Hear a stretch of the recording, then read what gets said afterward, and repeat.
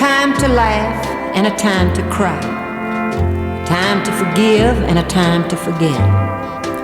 Dreams we dream sometime never die. We carry them on until they become someone else's dreams.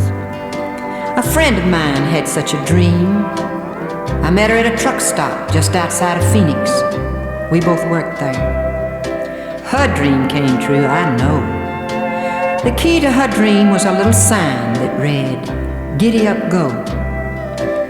She was a lovely girl, pretty smile, but behind all this I could see a troubled mind. She told me when she met the guy that won her heart and made her life a joy. And before too long, more happiness came, a little baby boy. Things wasn't too bad, his job wasn't much, but somehow they got by. And then came the day he drove home a big truck, and the little boy became so overjoyed, just like when he saw his first fall of snow. He kept hollering, "Giddy up, go, Daddy, giddy up, go." Then a dark cloud moved in. A few years later, without warning, after a few visits with her doctor, he said it was just a matter of time. She knew she'd have to move to a drier climate, and this troubled her mind. So without leaving a trace, she took her son and left town one night. She settled here, and we became the closest of friends. We talked from time to time, and she'd smile, and her eyes would glow when she'd tell me about Giddy Up Go. Each time a truck would pull in, I could see her stand and stare. Wasn't long before she had to give up being a waitress here, and she moved on out of town, not too far. We visited almost every week. The boy now's almost grown. He's the image of his dad, she'd say, the most handsomest man I've ever known. The dark cloud once more moved in, and as I stood close by, once again she told her story. I could see a tear in her eye. I know my son longs for the road, and the last request she had, let him become a truck driver, like son, like dad. The boy soon left town, I never knew for where. But I find myself watching every truck that pulled in around the curve. Giddy Up Go was the only link that held between the two, and I was hoping that I could be of help. It became a dream to me too. Just now I froze in my tracks as I watched two trucks pull in, a big new shiny diesel and an old one following him. I couldn't help staring as they walked in, ordered coffee, and talked a while. Then I saw them leave, both wearing such a smile. They walked out to the old truck, brushed off some dirt so the nameplate would show. And before my eyes, a little sign that read, "Giddy up, go."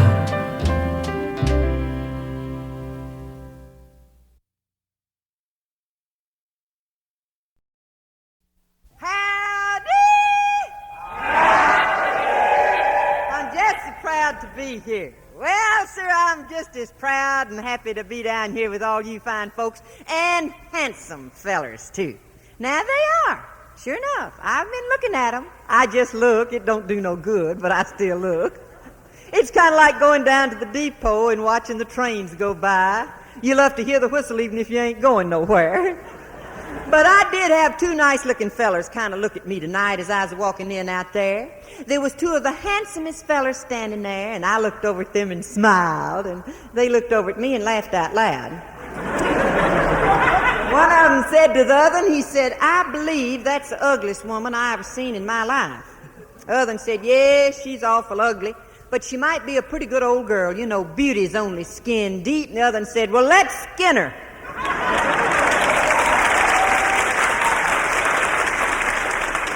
See, I can't help the way I look. When they passed around looks, I thought they said books, and I said, give me a funny one. Well, so this other feller, he says to me, he says, now, I believe I recognize that girl. Said, that's that Minnie Pearl. Said, she's been down there at the Grand Ole Opry for 175 and a half years. He said, she carries on like she's from the country. He said, I bet she ain't from the country. He said, I bet she don't know a goose from a gander. I turned around, I said, well, at Grinder's Switch, we don't worry about that. We just put them all out there together and let them figure it out for themselves. Oh, so far we ain't had no complaints, hardly at all, you might say. Well, so though my feller, he had a fit about me coming off over here. You know, he gets worried about me when I leave Grinder's Switch and come over here to Nashville. He does. He worries. He said, one of these nights, you'll get over there around that Grand Ole Opry, and one of them fellas over there will run off with you. I wish they would. I just said that because it's so. No, he said last night he come by the house. And, oh, you know, it is so romantical. It is late. It's about 8:30, I reckon. And we was sitting there on the double settee in the front room, and I was sitting by him, and him by me, and one by each, and each by the other. We was just sitting there. Oh, it is romantical, except for one thing. We got a great big old tall grandfather clock. Stands away tall against the wall, and it ticks slow. Every time my fella comes over there to keep me company, sound like that old clock saying, take your time, take your time. I ought to get one of them fast ticking little clocks that goes, get together, get together, get together.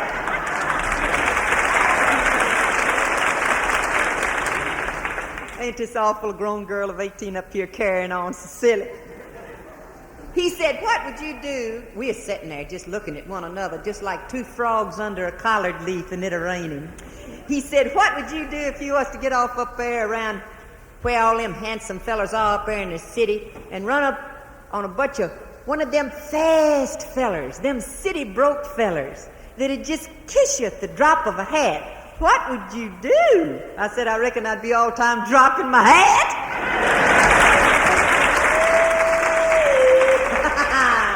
I ain't had no trouble yet. I'm still a-hoping. Law, I ain't been kissed in so long. I forgot whether it's done but drawing in your breath or blowing it out. That's right now, sure does. They say kissing spreads germs. I sure have spent a lot of healthy evenings in my life.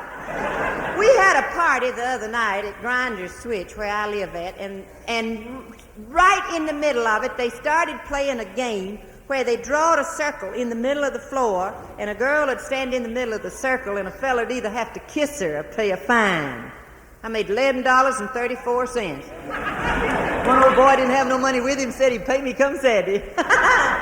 But I'd like to take you all with me to Grinder's Switch sometime. Now, I've been talking about Grinder's Switch for now on to 20 years up here at the Grand Ole Opry, and there's several folks have asked me about Grinder's Switch, and I'd just love to take you with me. We've got more going on down there than you ever seen. River runs every day, train runs once a week. Everything going on down there, it's exciting. Now, last week, Chief Jones got one of them newfangled oil stoves, and that thing blowed Chief and his old lady clean out the top of the roof. First time they've been out together since they got married.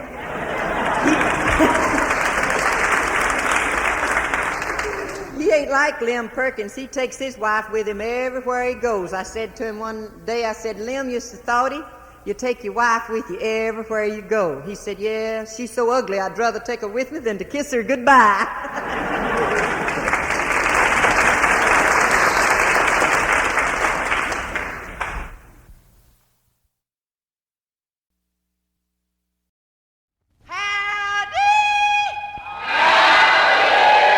Well, sir, we had a big party at Grinder's Switch last night, and we had the best time you ever seen. There's folks there from all over, from Shady Grove and Who'd Have Thought It, and Williamsport, and as far away as Hohenwald. And fun, we had the best time. It was all of us young folks, that is who it was. And we had such a good time. There was one girl there, though. I don't know. Now, it seemed like to me she was kind of showing off a little. Her name was Elvira O'Beery, and she's from over at Shady Grove, and she had on one of them low-cut dresses, you know. She looked like she's poured into that dress, but not fur enough. And I'll tell you that she had all them fellers just a-buzzing around her like bees buzzing around a hive. It was just embarrassing to me. I can't stand to see somebody showing off like that. Just wished it had been me is all. That's all I got to say. It is awful. Them fellers, they just carried on. And Uncle Nabob was carrying on, just shining and carrying around. And Grandpappy Bustrum, he'll be 102 come tater digging time next. He was just a-cutting a fandango and a dancing there and fell down and broke his gold walking cane his grandchildren had done give him for his birthday. He did. And I walked up to him and I said, Grandpappy, I said, you better be careful. You know, you're living on borrowed time. He said, gal, what I care if I'm living on borrowed time as long as I've got pretty girls to keep up the interest. Oh, me. Old Grandpappy's the one, you know, on his 97th birthday. Some of the fellers are sitting down around Steve Jones's store, and they's talking about if they had to die, how'd they best like to face death. And there's talking, one said he'd like to be facing the enemy, defending his country. And they got the old Grandpappy Bustrum and him, 97 years old at the time. He said the way he'd like to face death would be right then to be shot by a jealous husband. Oh, I tell you, there's life in that country down there. Just like me now. I get up and dance and carry on, you know. And I'd just like to show you now sometime, if you'll come go to a dance with me, there's life in the old dog yet, you know it? You can't look at a chassis and tell how many miles left under the hood. We was working up in Ohio one night here a while back, and there was a fella hollered out of the balcony, and he said, Minnie Pearl, why don't you sing that song that reminds me of you? And I said, what's that? He said, too old to cut the mustard. I said, you come down here on this stage and I'll show you. Last scene, he was doing a Hank Snow, Moving On. Oh, me. But, you know, Uncle Nabob's been having a little trouble with his hearing. Just got to where he can't hardly hear nothing, except what he wants to. He says it's awful convenient when Aunt Ambrosia gets to hollering at him. But sure enough, he has been having trouble with his hearing, and he went to see old Doc Payne. And Doc said, well, now, I'll tell you, Nabob, it's all them corn squeezins you've been drinking. He says, if you don't quit your corn squeezins, you're going to lose your hearing completely. Uncle Nabob says, well, I'll just keep on with the corn squeezins. I like what I'm drinking better than what I'm hearing anyway. But I know y'all be interested to know that my brother has got a new job. We have a hard time with brother. You know, brother goes looking for a job, and he considers himself lucky if he don't find one. He's a kind of an inventor. In fact, brother has invented a liquid that'll dissolve anything. No fooling, he really has. Only trouble is he can't find nothing to keep it in. He is a smart boy, you know it. But he had him a job the other day. He was helping a feller over at Centerville, Tennessee, that's right near Grinder's Switch, and he was helping him deliver papers every morning, bright and early, real early in the morning. And brother said he had to quit that job because them folks was so kind and so thoughty.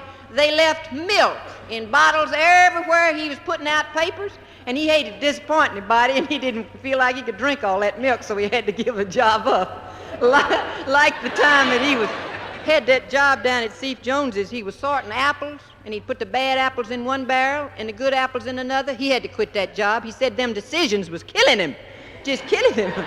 But my brother is a smart boy now. He was sitting down by the corner of the fence one day, and there was a feller went by and stopped, and he said, boy, he said, I'm lost. He said, where does that road go? Brother said, I don't know. He said, well, where does that one go? Brother said, I don't know. This feller said, well, don't you know nothing? Brother said, I know I ain't lost.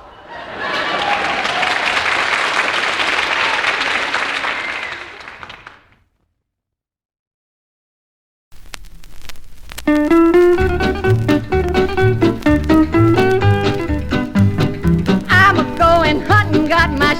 gun in my hand. But I ain't hunting rabbits, I'm hunting for a man. Done bought myself a license, and the first thing that I treat will end up either getting shot or coming home with me. It's hunting season, hunting season, my favorite season of the year. It's hunting season, hunting season, and all I'm hunting is a deer. Ain't had no target practice, and I guess my aim is bad. I aim to get a feller, when I do I'll be so glad.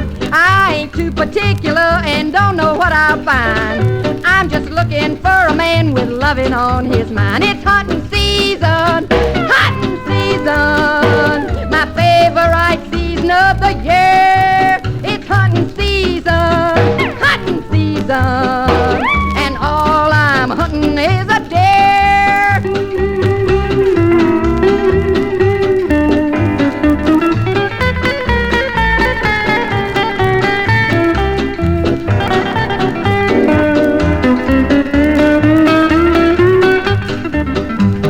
Now it's open season, there'll be hunters by the store, hunting ducks and elephants from here to Singapore. They'll kill lots of animals because they always do. I may not kill a single man, but I'll triple up a few. It's hunting season, hunting season, my favorite season of the year. It's hunting season, and all I'm a-hunting is a great big strong handsome deer. D-E-A-R, that is.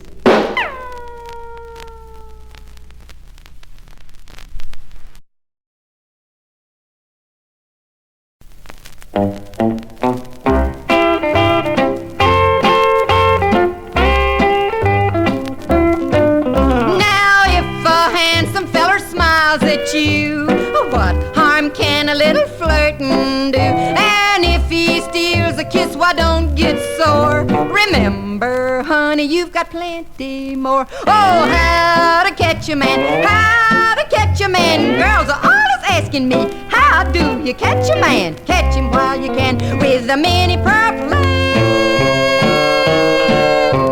Here's a little tip on how to catch a man.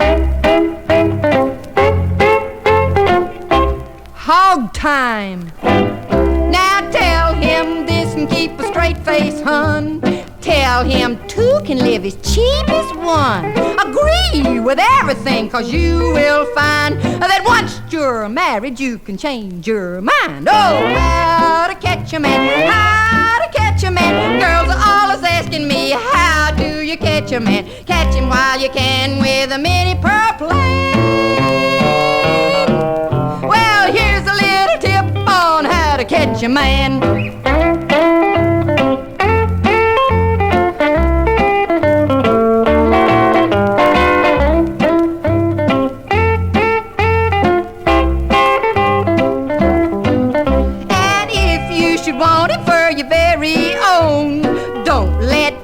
Talk to him alone. Tell him he's great and give his heart a thrill.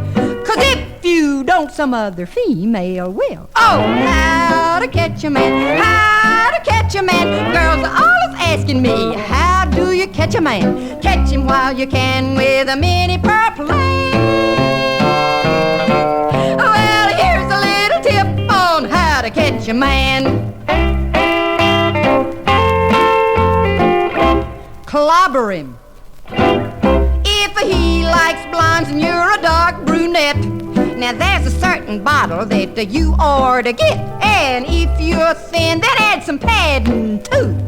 Football players do it, why can't you? Oh, how to catch a man, how to catch a man. Girls are always asking me, how do you catch a man? Catch him while you can with a mini purple land.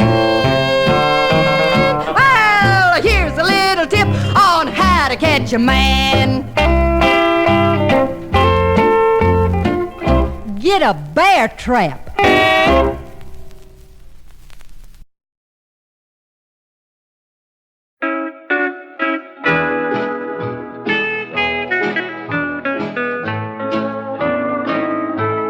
I love you, I'll prove prove it in days to come.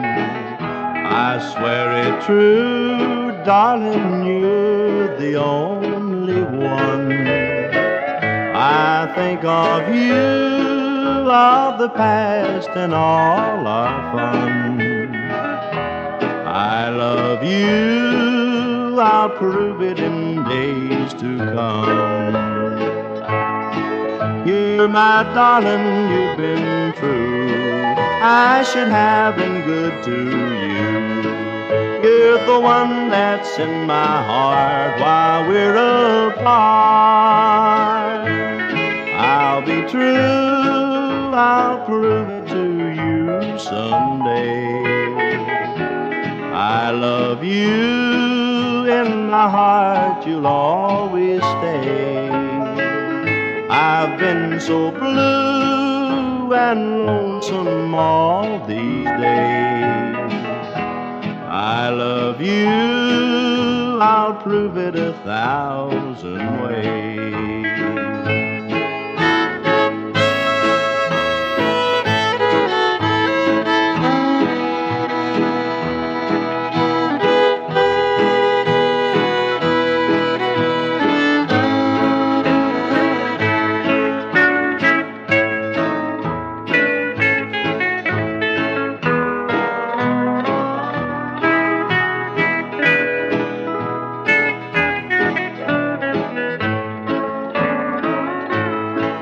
I'll be nice and sweet to you, and no more will you be blue. I'll prove I love you every day, all kinds of ways. So darling, please wait until I'm free. There'll be a change, a great change made in me. I'll be true, there never will be blue days. I love you, I'll prove it 1,000 ways.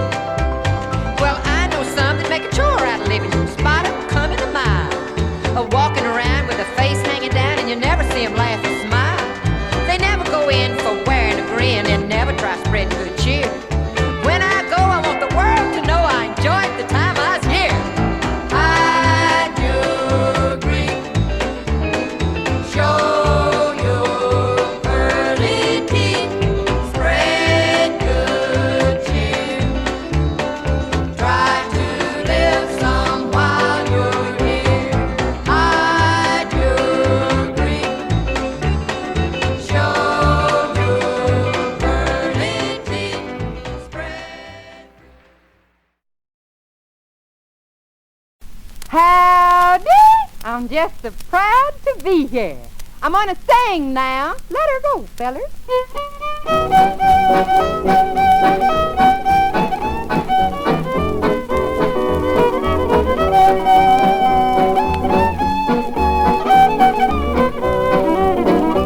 You can have my coffee, you can have my tea. Just you let my feller be. I'm jealous, jealous-hearted me. I'm just as jealous as I can be.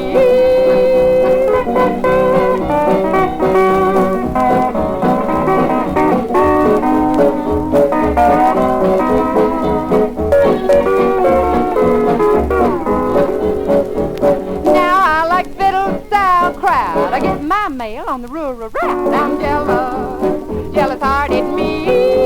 I'm just as jealous as I can be.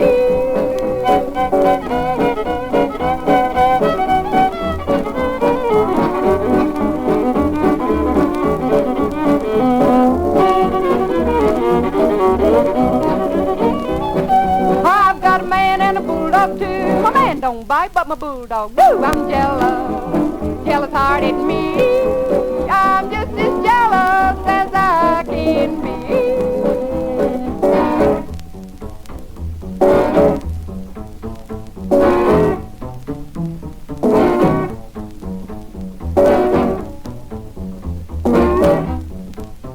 Now I've got the best in town. What I need is a good man to turn the damper down. I'm jealous, jealous-hearted me.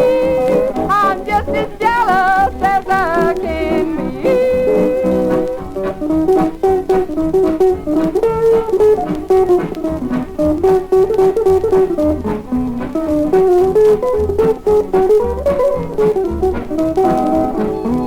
Now I may be old enough in years, but I can climb a hill without changing gears. I'm jealous, jealous-hearted me.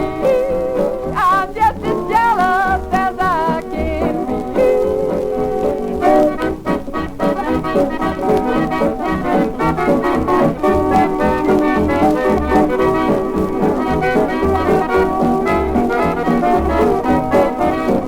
Now, I ain't no beauty, don't dress so fine, but you ought to see me handle that feller of mine. I'm jealous, jealous-hearted me.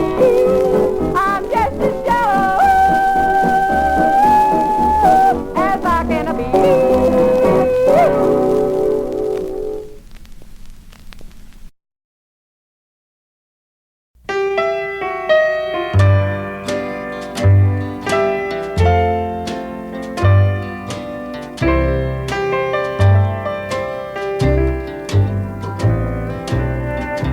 There's a time to laugh and a time to cry, a time to forgive and a time to forget.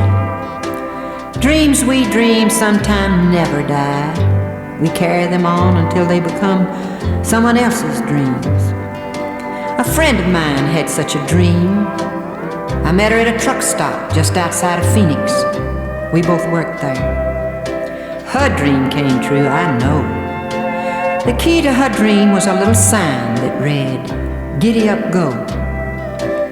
She was a lovely girl, pretty smile, but behind all this I could see a troubled mind. She told me when she met the guy that won her heart and made her life a joy. And before too long, more happiness came, a little baby boy. Things wasn't too bad, his job wasn't much, but somehow they got by. And then came the day he drove home a big truck, and the little boy became so overjoyed, just like when he saw his first fall of snow. He kept hollering, "Giddy up, go, Daddy, giddy up, go." Then a dark cloud moved in. A few years later, without warning, after a few visits with her doctor, he said it was just a matter of time. She knew she'd have to move to a drier climate, and this troubled her mind. So without leaving a trace, she took her son and left town one night. She settled here, and we became the closest of friends. We'd talk from time to time, and she'd smile, and her eyes would glow when she'd tell me about Giddy Up Go. Each time a truck would pull in, I could see her stand and stare. Wasn't long before she had to give up being a waitress here, and she moved on out of town, not too far. We visited almost every week. The boy now is almost grown. He's the image of his dad, she'd say, the most handsomest man I've ever known. The dark cloud once more moved in, and as I stood close by, once again she told her story. I could see a tear in her eye. I know my son longs for the road, and the last request she had, let him become a truck driver, like son, like dad. The boy soon left town, I never knew for where. But I find myself watching every truck that pulled in around the curve. Giddy Up Go was the only link that held between the two, and I was hoping that I could be of help. It became a dream to me too. Just now I froze in my tracks as I watched two trucks pull in, a big new shiny diesel and an old one following him. I couldn't help staring as they walked in, ordered coffee, and talked a while. Then I saw them leave, both wearing such a smile. They walked out to the old truck, brushed off some dirt so the nameplate would show. And before my eyes, a little sign that read, "Giddy up,